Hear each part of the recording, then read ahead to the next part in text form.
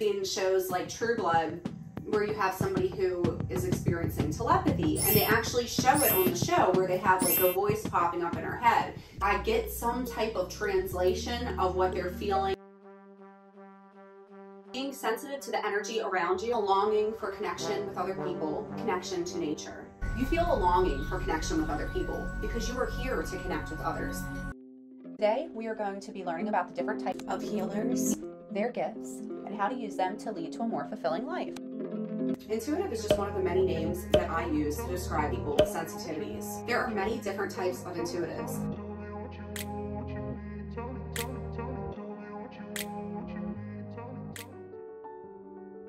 The first type of intuitives are the healers. Many different roles within the family, different professions.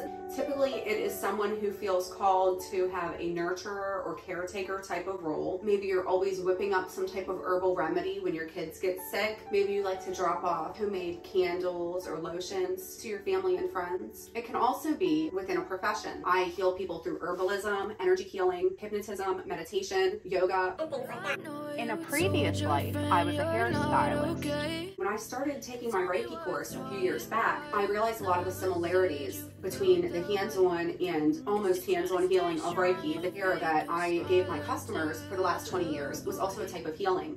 And then I also had the healing aspect of what many call the hairstylist therapist, where everybody kind of talks to them, unloads a little bit, feels lighter when they leave. So that was a type of healing profession for me. Other types of healing professions: doctors, nurses. You have therapists that heal with their hands, such as occupational and physical therapists that heal with their voice, such as a talk therapist, hypnosis therapist, naturopathic doctors, acupressurists, acupuncturists, just to name a few. They may hold this role in the family or as their profession, even as a hobby. They are someone who feels pulled to take care of others. One particular type of healers that's worth noting are empaths. Empaths can feel the energy around them. They are typically drawn into a healing position, healing friends and family, or a healing profession. They can feel what others are going through, and they are drawn to help them. Every move is on the page. Typically help them without even being told what's wrong by that person. They just already know. Most intuitives have aspects of each one of these types. You feel pull more to one side or the other. And you can fall more under one type at different times of your life than other types. I have been a healer all of my life, and I feel like I'm just now stepping into my role as a channeler and diviner. The 5 clairs: clairvoyance, clairaudience, clairsentience, claircognition. If you're interested in a full video describing the 5 clairs, please comment down below. I experienced clairaudience and clairvoyance a lot as a small child, and as I got older, I started developing claircognizance. Anybody can learn these. Not only sensitives can do these things, but to sensitives, these things come more naturally. Sorry, guys. What types of gifts do these intuitives have? Some have very specific gifts, while others can be shared by 2 or more. Common gifts of intuitives: the 5 clairs. Clairsentience, for example, is the gift of an empath. Being an empath myself, I experience clairsentience as one of my strongest abilities, where I can just feel a room and feel the energy of others in it. Empaths can feel the energy around them and are commonly drawn to healer positions.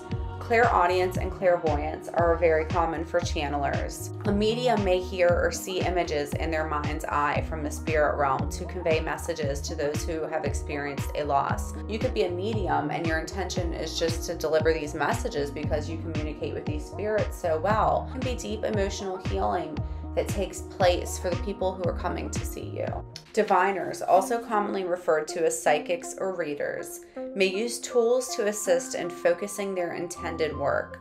Cards, crystals, and rune stones are common tools. Since I am an intuitive and my strongest abilities are empathy and precognitions, I use these abilities when performing healing work. Some people experience a heightened sense of smell or a heightened sense of taste as well. I have met therapists so in tune to their patients that they can answer questions that have yet to even be spoken. They're essentially experiencing a type of clairaudience or a precognition. In shows like True Blood, where you have somebody who is experiencing telepathy, and they actually show it on the show where they have like a voice popping up in her head. I get some type of translation of what they're feeling. Some of these gifts are shared by different types of intuitives. Me, my strongest gifts are that of empathy and precognition. What do we use these gifts for? You can use this gift to pick a new profession. Say you've been working at a job for 20 years that you hate, or say you've been working in a job for 20 years like myself that you love. You realize that I was done with doing hair. So I wanted to pick a new profession that would really help me to feel fulfilled. If you're naturally gifted at tarot, you want to start doing that on the side and just see if you like it, and then eventually you can transition into a tarot reader. Use these gifts to help other people step into a profession that you don't hate, a profession that you love. You can use them to feel more connected to people in personal relationships, in your social life, in your family unit. You can really step into that power